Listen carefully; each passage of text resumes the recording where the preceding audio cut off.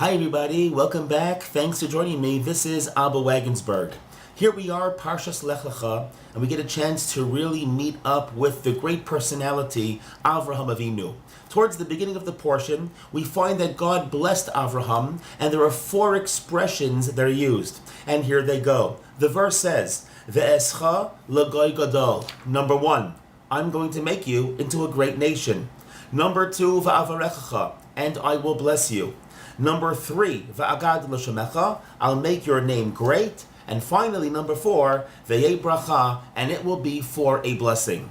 Rashi on the spot cites from the Gemara in Psachim, and he says that these 4 expressions come to teach us the following thing. And here Rashi says, when it says in the first expression, Ve'escha l'goy gadol, I will make you into a great nation, Zeh she'omrim Elokei Avraham.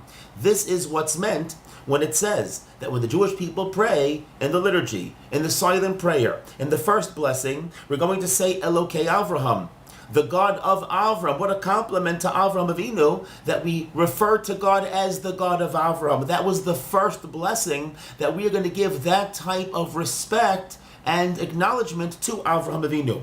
In the second expression, Va'avarechacha, and I will bless you. So Rashi says from the Gemara, Zeh she'omrim Elokei Yitzchak. This is what's meant when we go on to say in that liturgical passage that God is the God of Yitzchak. Again, a tremendous compliment to Yitzchak and to Avraham that he produced a child so great to the point where God refers to himself as the God of Yitzchak.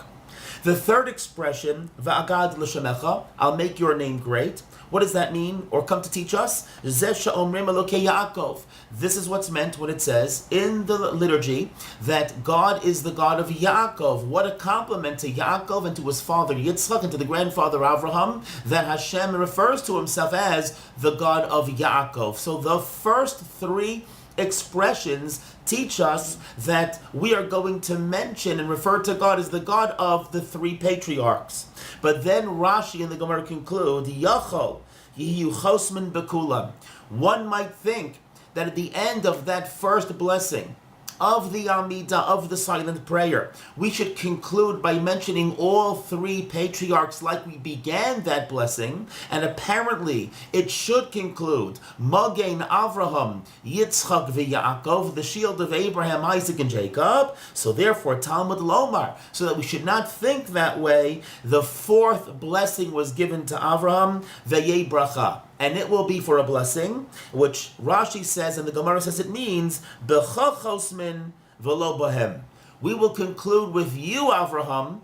We are not going to conclude with the other 2 patriarchs. We will say at the end of that bracha, Magen Avraham only, the shield of Avraham only, and we don't mention Yitzchak or Yaakov's name. That's what Rashi says, that's what the Gemara says. Comes along the Baal Shem Tov, and he says a different interpretation to those words found in the Talmud, B'cha chosmin v'lo bohem. With you, Avraham, we are going to conclude, and not with the others. Says the Baal Shem Tov, this does not just refer to the technicality and rigidity in Jewish law, insofar as the text of the first blessing is concerned. Rather, it's much more global than that. Says the Baal Shem Tov, B'cha chosmin. With you, Avraham, we are going to conclude all of the generations. With you, Avraham, we are going to conclude all of time. Meaning to say, at the end of days, Avraham, the world will conclude right before the advent of the coming of the Messiah. We are going to conclude with what you represented, Avraham. That is going to be the most important mitzvah insofar as reaching out to people. In other words, we have 3 patriarchs here. Each one stood for a specific mitzvah, more so than all the others. We all know that Avraham was the chesed man, the man of kindness. Just learn all about Avraham and his hospitality. He'll do anything for another person. Then we find Yitzchak Avinu. What did he represent more than anything else? He represented avoda, service, What does that mean? The karbanos, the offerings. He himself was brought as an offering on the altar. And in the absence of offerings, Yitzchak represents tefillah, which is prayer. And then, of course, Yaakov Avinu represents the study of Torah. He was the quintessential Ben Torah. He spent his days and nights in the tents of Torah. Yoshev Ohalim. He was there learning day and night. So says the Baal Shem Tov, that Hashem told Avraham, although tefillah is great, although the study of Torah is great, B'cha chosmin, with you, Avraham, we are going to conclude the end of days. It is your mitzvah which is going to speak to people more than anybody else's mitzvah. In other words, according to the Baal Shem Tov, we had Yaakov Avinu times, we've had Yitzchak times, and then we're going to conclude with Avraham times. What does that mean to say? When did we have a generation represented by Yaakov Avinu? That was the first generation as a people. That was when the Jewish people came out of Mitzrayim, they came out of Egypt, and we received the Torah. So that was like the generation of Yaakov Avinu. We can call it that. It was the generation of Torah. And what spoke to people more than anything else in that generation? The study of Torah. If you wanted to reach a person spiritually, it would be through engaging in the study of Torah. And that lasted for some thousands of years until we built the Batei Mikdash in the temples. What was the primary focus and the greatest mitzvah to reach out to other people? It was the Yitzchak times. Yitzchak represents the karbanos, the offerings, prayer. If you wanted to reach another person, that was the way to do it in the Yitzchak Avinu era. But then says the Baal Shem Tov, Hashem told Avraham Avinu, B'cha chosmin v'lo bahem. With you, Avraham, we are going to conclude at the end of days with what you represented, not with the others. And we know this to be true in our generation. What is the one mitzvah that speaks to people? What appeals to people? It's what Avraham Avinu represented. It was that of chesed. It's not so much Torah. Now, Torah is still a fundamental pillar within the Jewish community. But you know something? It doesn't speak to the masses as much as it does, as chesed does. And you know, tefillah, prayer, is also still a tremendous pillar within the Jewish community. But as far as the masses are concerned, it does not reach the masses as much as chesed, kindness, does. The Baal Shem Tov says that the Gemara here that Rashi cites is teaching us such a secret piece of information. At the end of days, B'cha chosmin, with you, Avraham, and what you represented, we are going to conclude the end of days. If there's one thing that speaks to people internationally, it doesn't depend on any level of religiosity. The one thing that appeals to all people in all places, chesed. When we bestow acts of kindness onto other people, that's something which touches their hearts.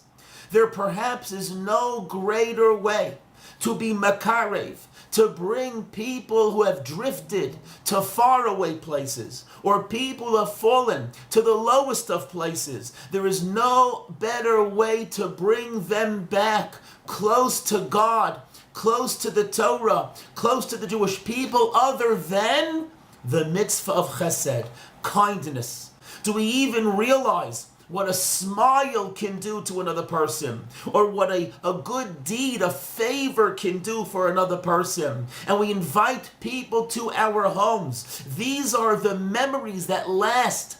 And we say to ourselves, oh, that person, oh, that rabbi, I like that rabbi. I like that observant Jew. You want to know why? He's nice to me. He brought me some donuts and coffee at the office. I like that person. And it's something which makes us feel so warm and fuzzy on the inside. That's what draws people closer to Hashem. And that's where we find verses in the Torah that Hashem says, I will remember Yaakov. I will remember Yitzchak. And I will remember Avraham in order to bring whatever benefits or gifts Hashem wants to bring to us. And the commentaries grapple. Why does the verse mention the patriarchs in reverse order by mentioning Yaakov before Yitzchak, Yitzchak before Avraham? According to the Baal Shem Tov, historically speaking, nothing is out of order. It's very much in order, because first we had the era of Yaakov Avinu. That was the giving of the Torah. Then we had the era of Yitzchak Avinu. Those were the Batei Mikdash, the temples. But now, today, we're living in the era of Avraham Avinu.